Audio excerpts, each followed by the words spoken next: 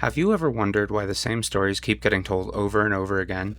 It's not because Hollywood is out of ideas. It's because we've been telling the exact same myths for 4,000 years. Archetypical transposition is when a mythical figure is reimagined as a new character in a different setting. There are hundreds of examples. We can explore this phenomenon by looking at one of the most famous stories to be retold through the ages. We're going to talk about how this guy and how this guy inspired characters like this guy.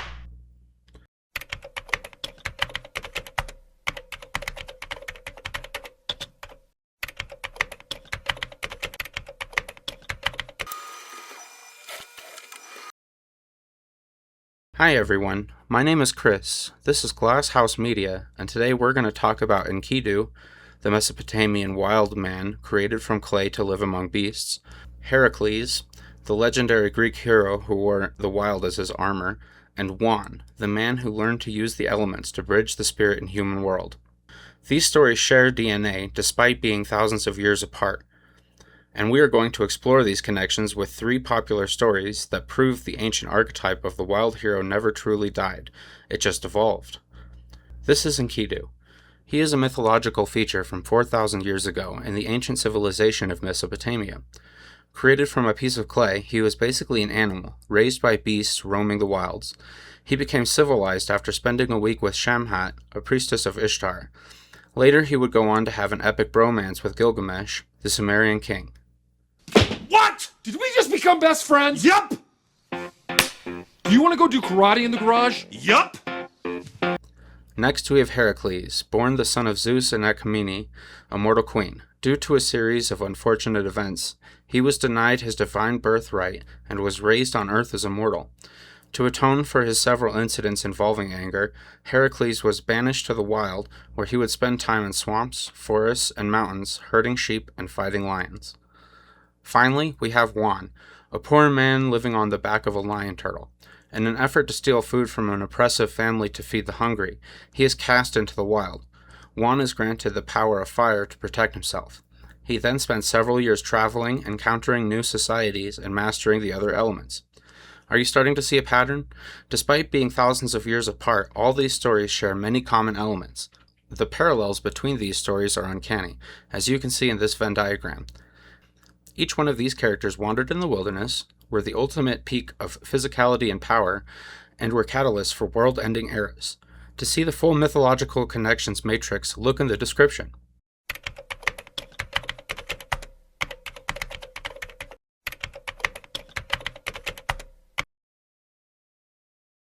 The most important connection between Enkidu, Herakles, and Wan is that they each spent time in the wild. This was an important connection because they not only spent time in the wilds, they were defined by them. Enkidu came from the wilds, and his time with the animals and nature was a driving force behind his personality, which was kind and empathetic, a stark contrast to Gilgamesh. Enkidu sat before her. His heart was moved when they told him of the bridegroom's plight, of how Gilgamesh takes the young bride before her husband. Enkidu turned pale. His heart groaned within him. His face grew dark with sorrow for the people. "I will go," said Enkidu, "to the place of power. I will challenge him, and I will speak boldly." Enkidu's kind nature was important to the story, because he essentially rehumanized Gilgamesh, the isolated demigod who was surrounded by mortals he viewed as playthings. Gilgamesh would go on to be a benevolent ruler due to his friendship with Enkidu.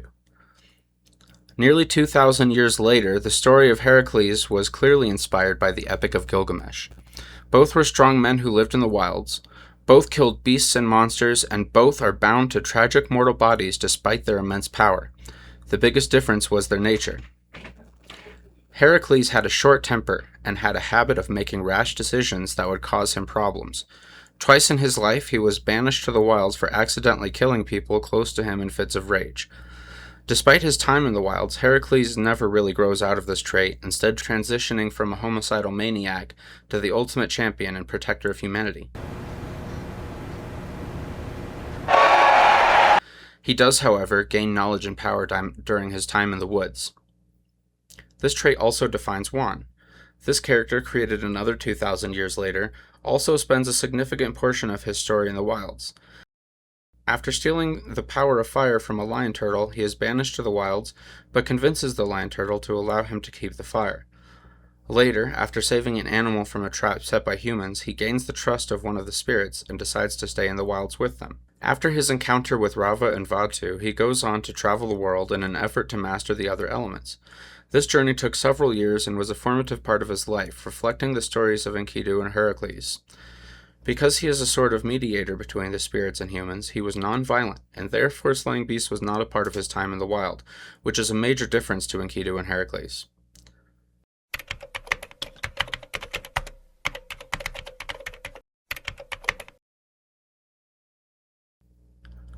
This is probably the most obvious connection between Enkidu, Herakles, and Wan, an important connection nonetheless.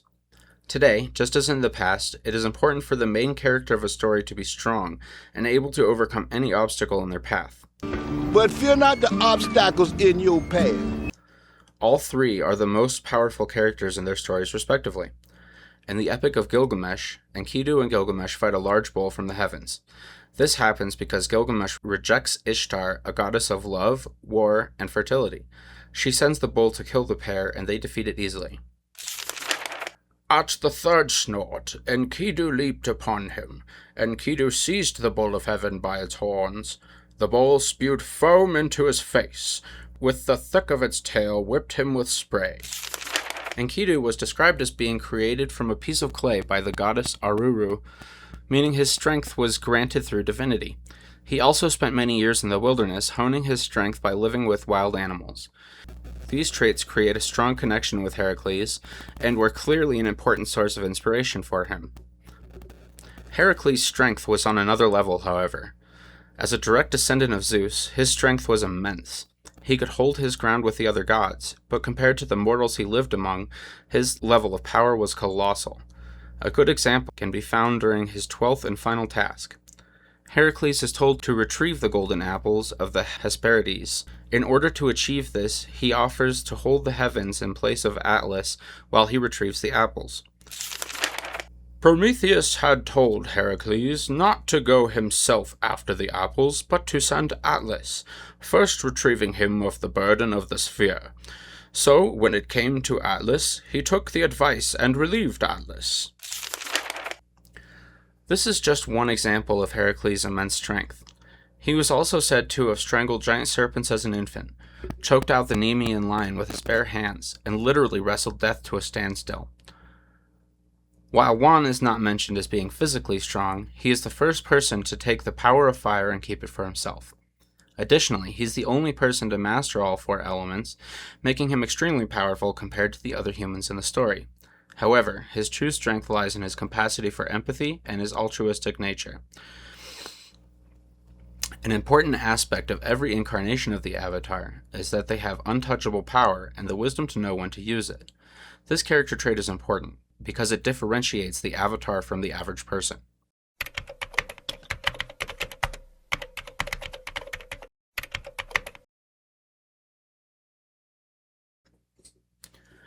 The final connection between Enkidu, Herakles, and Wan is how their stories end.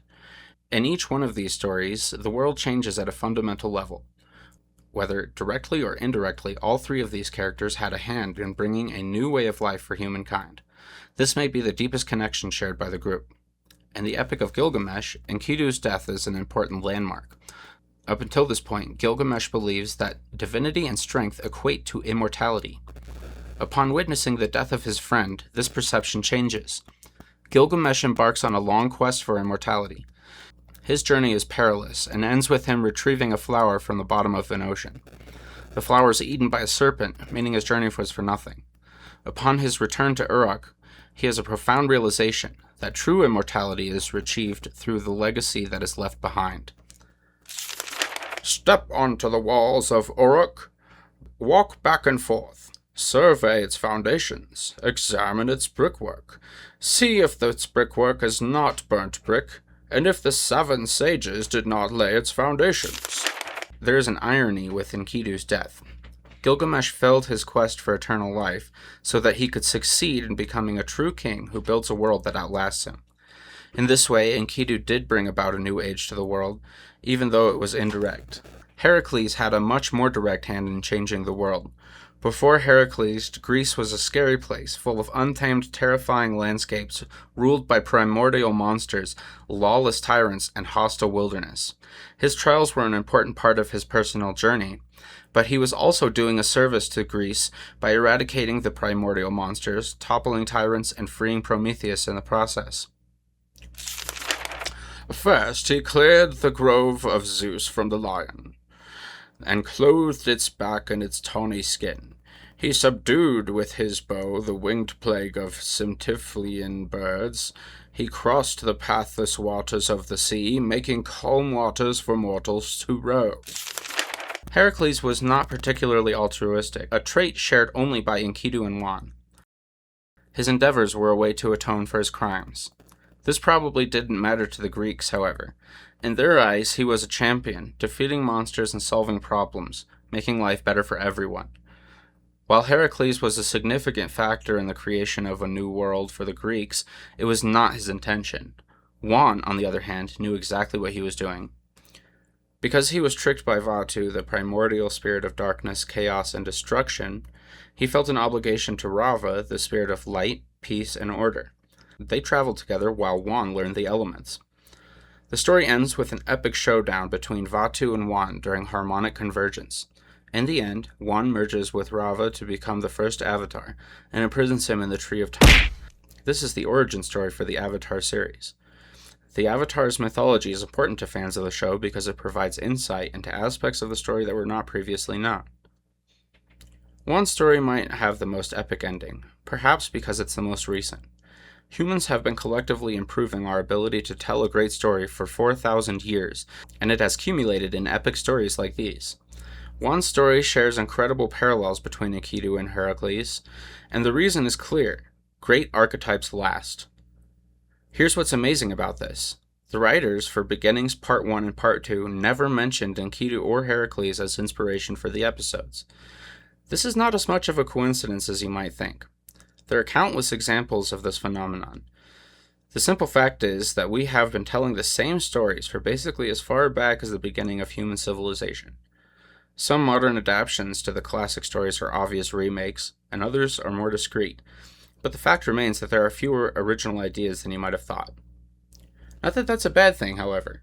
Avatar: Last Airbender and Legend of Korra might be television programs, but they're evidence that we still have the ability to tell a truly epic tale, and I, for one, am excited to see what the future beholds. Thanks for watching, and if you enjoyed this video, stay tuned for more. You can learn more about all the mythological features discussed in this video by checking out the links in the description. Bye!